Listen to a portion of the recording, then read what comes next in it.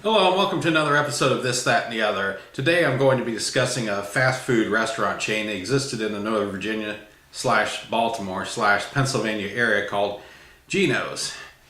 It was named after Gino Marchetti, who played for the Baltimore Colts. I have a little bit of information on the history of Gino's that I got off of the internet. I worked at a Gino's when I was in high school for 3 weeks. After a week I put in my 2 weeks notice.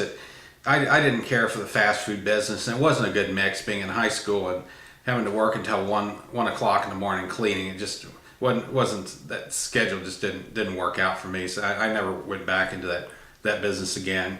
A little history on Gino's. In 1957, Baltimore Colts players Alan Amici and Joe Campanella, along with Louis Fisher, operated a restaurant in Dundalk, Maryland, just outside of Baltimore.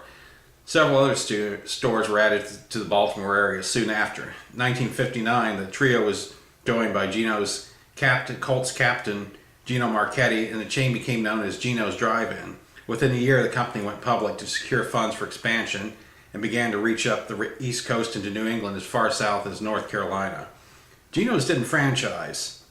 Each store was company owned and operated. Gino's was distinguished for its philanthropic efforts aimed at helping young people. Executives of the company supported many educational, cultural, recreational, and athletic projects. By 1969, there were 100 stores, and 330 by 1972. There were 359 stores in the chain in 1978.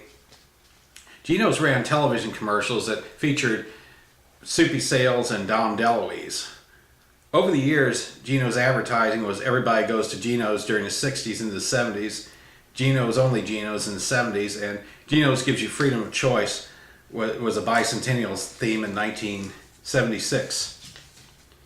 In 1982, by this time, it was headquartered in Philadelphia suburbs and was sold to the Marriott Corporation. Marriott purchased the chain to increase the presence of its Roy Rogers restaurant chain. With this, 180 of the 313 Gino's locations were converted to Roy Rogers outlets. The remaining stores with an existing Roy Rogers nearby or poor locations were closed and sold.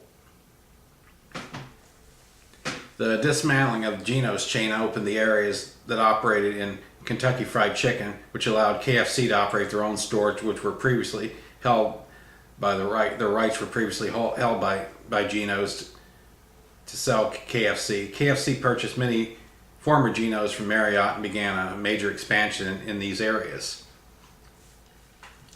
Gino's has made a comeback in 2010. They have a handful of restaurants that they've opened. And their first location opened in King of Prussia, Pennsylvania, the same town as the original chain's headquarters, on October 25th, 2010. Plans were announced in spring of 2011 for franchise expansion into Baltimore. August 17, 2011, the second Gino's location opened in Towson, Maryland. 2012 saw the opening of additional locations in Glen Burnie, Maryland, Perry Hall, Maryland, and at Oriole Park at Camden Yards. A Gino's franchise opened in Bensalem, Pennsylvania in October 2012, but closed 3 months later.